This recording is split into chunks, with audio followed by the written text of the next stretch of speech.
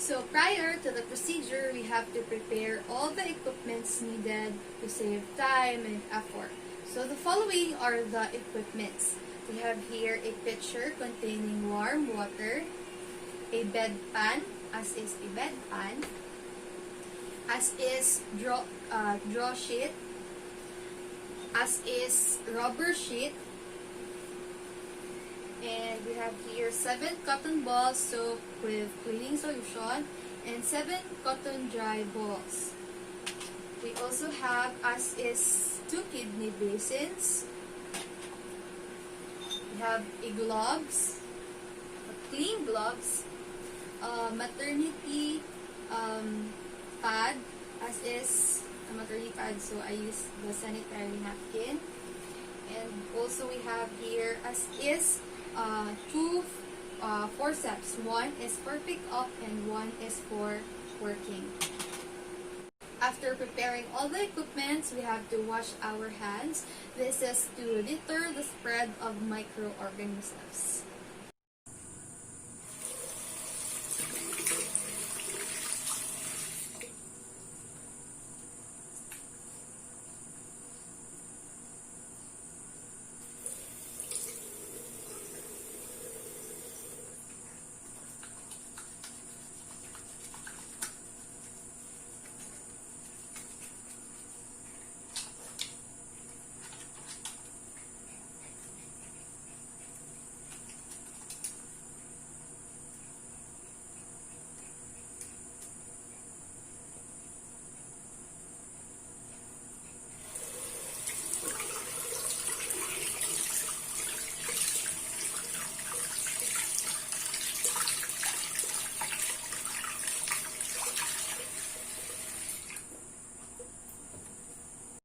So after washing our hands, we have to introduce ourselves and explain the treatment to the client.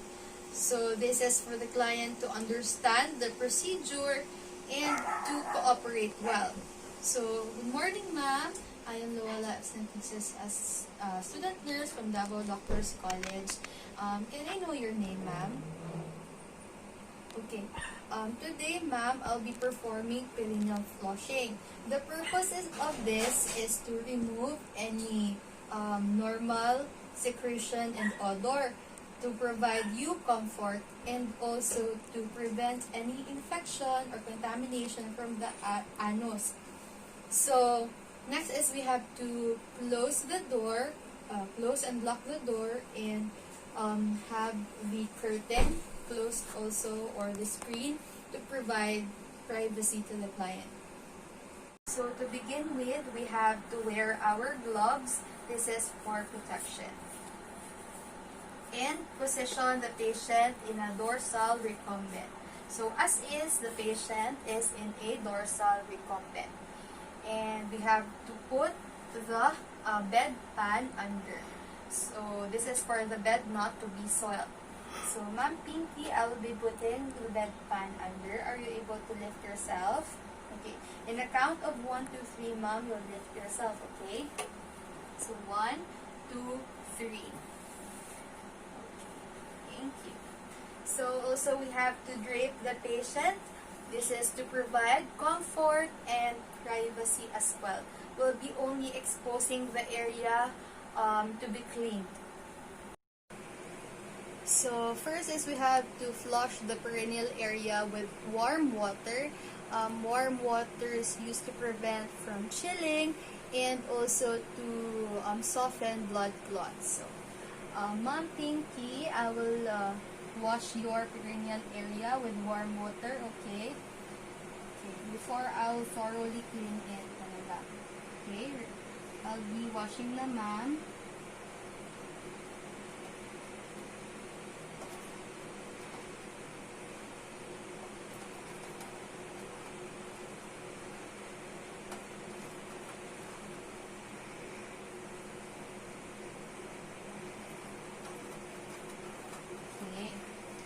Next is we have to get 7 cotton balls that is soaked with cleaning solution with our pick-up forceps. This is for us to maintain sterility.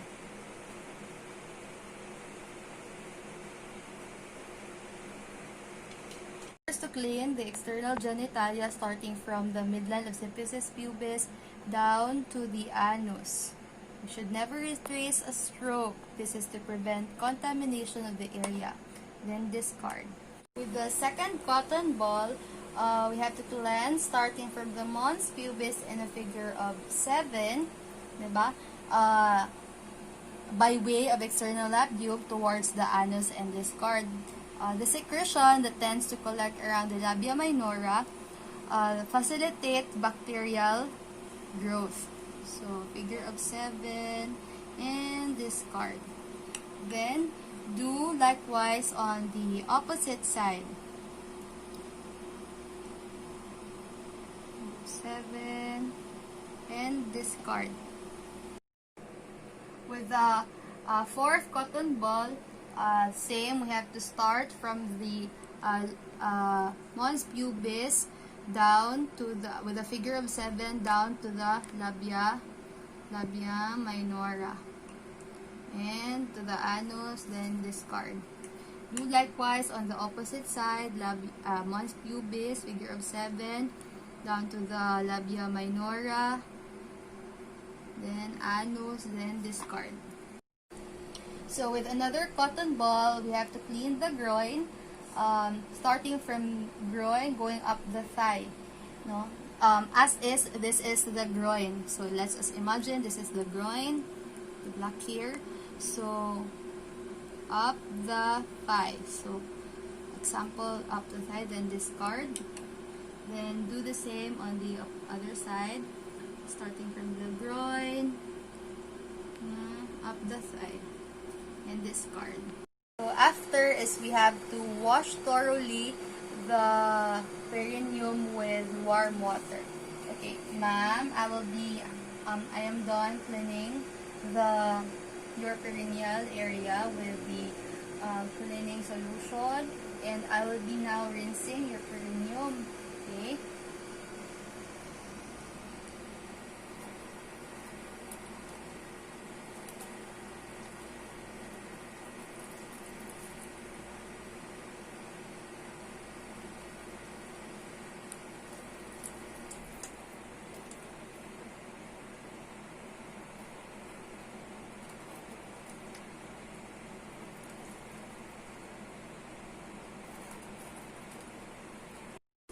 So next is I'll be using the 7 dry cotton balls to dry the perineum, because leaving the perineum moisture would facilitate the growth of bacteria or any microorganisms in it. Same pattern from mons pubis down on the midline, then down to the anus and discard. Then on the labia majora, mons pubis, labia majora, down to the anus, then discard. Same on the other side, the opposite side, mons pubis, labia majora, anus, then discard. Then next would be the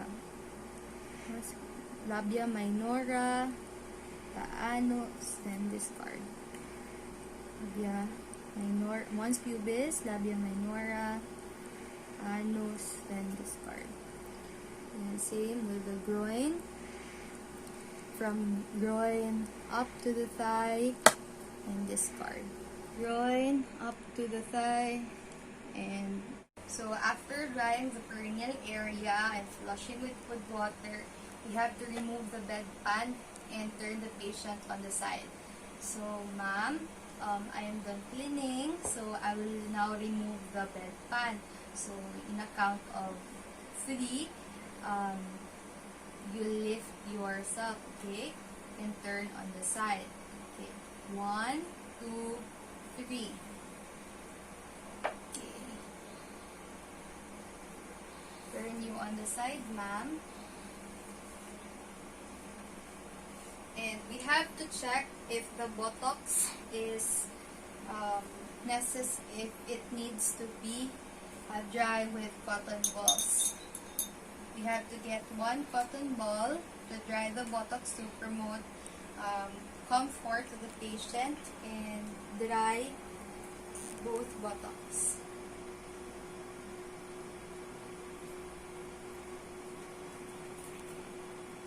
So after drying the buttocks of the patient, we have to turn the patient back and make her comfortable. Ma'am, I am done drying your buttocks. You can now turn back. Okay. Next is we have to, if it is necessary, we have to spray an antiseptic spray to promote healing. So as if this is ordered by the doctor. So the spray. So after that is we have to apply or put a maternity pads or maternity diaper. So I am using a sanitary napkin. So as is, this is a maternal diaper. So apply it in an up-down position to prevent any contamination.